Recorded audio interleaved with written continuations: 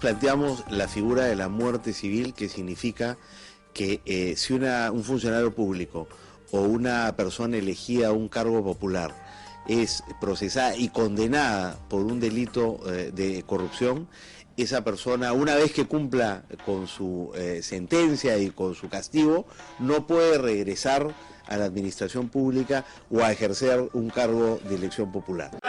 De que los corruptos hoy en día en nuestro gobierno tiene que muerte civil para todos los corruptos y que... Buenos días con todos. El día de hoy mi grupo y yo les expondremos la muerte civil en casos de corrupción. Bien, la muerte civil, inhabilitación, imprescriptibilidad y casación penal frente a la política jurisdiccional y la gestión pública anticorrupción de autoridades políticas resulta ser el principal problema que enfrenta el Perú y toda Latinoamérica en el contexto de un nuevo diseño de mafia internacional que corrompe gobiernos.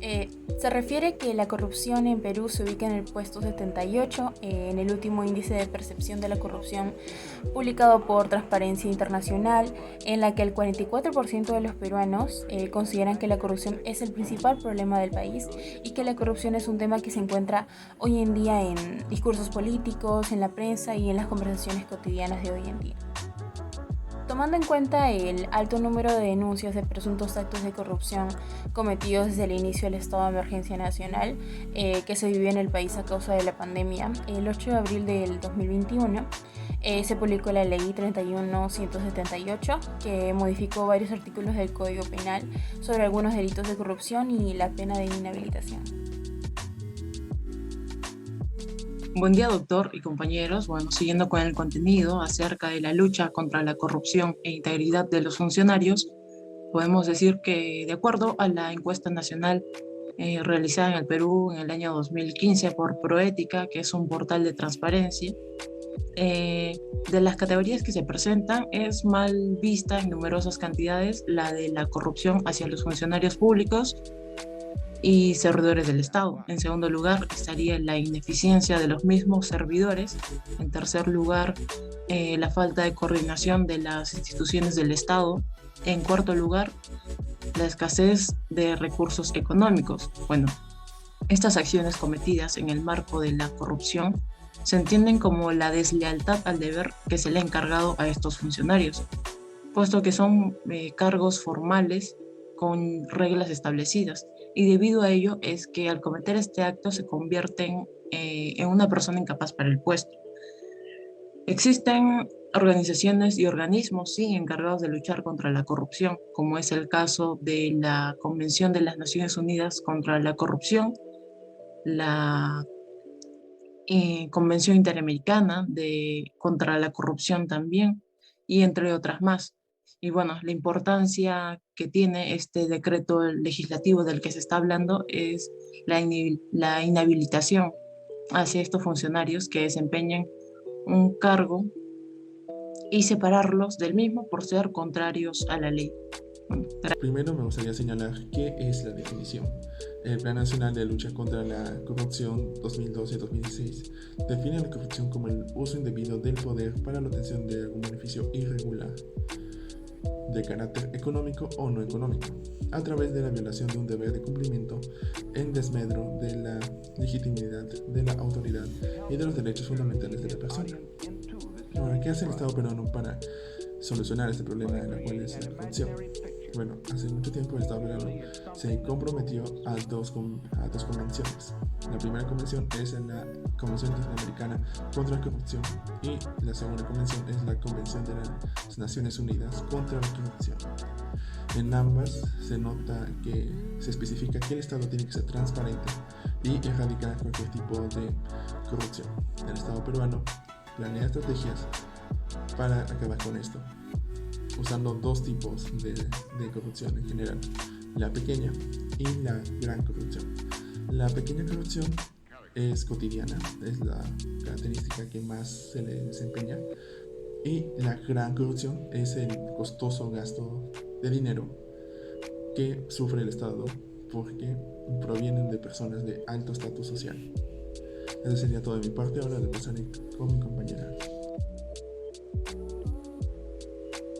La pena de inhabilitación consiste en la privación, suspensión o incapacitación de uno o más derechos económicos, profesionales, civiles de la persona.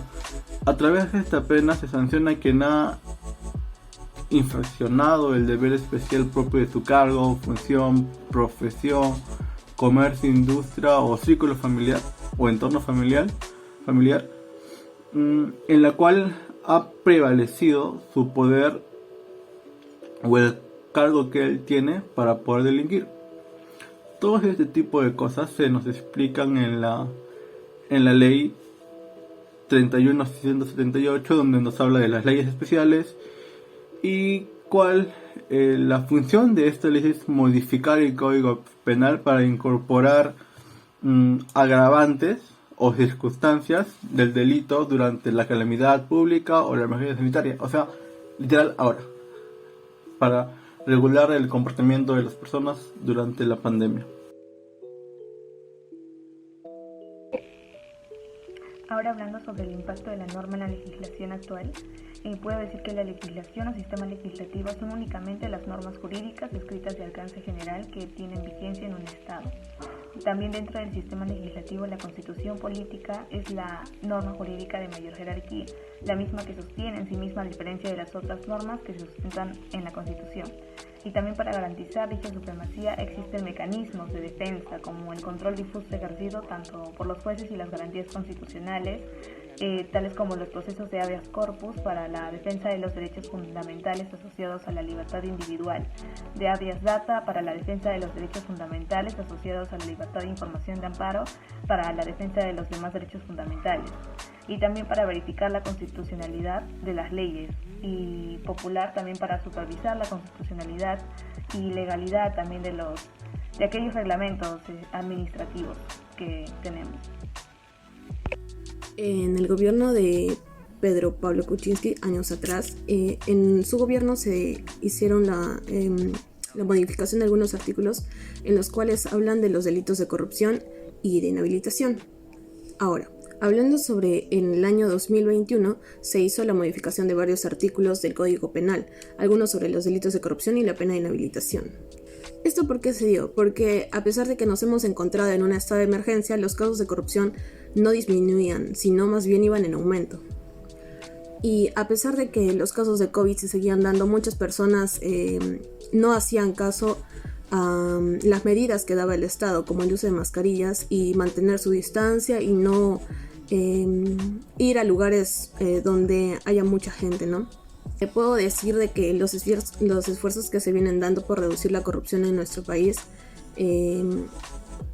esos casos de verdad a veces son un poco incontrolables, pero estas medidas que se están tomando y esas modificaciones es una señal de que como país poco a poco nos estamos yendo por un buen camino.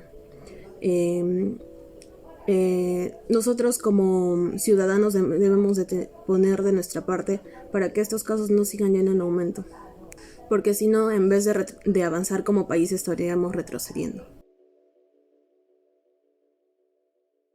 Concluyendo con el tema, podemos decir que la corrupción tiene un impacto devastador en el desarrollo político, social y económico que afecta a todos los peruanos, obteniendo una mala imagen sobre el gobierno. Por ello se da a conocer un plan para recuperar el Estado y funcionarios íntegros con acuerdos internacionales para empoderar a la ciudadanía y respetar los derechos fundamentales.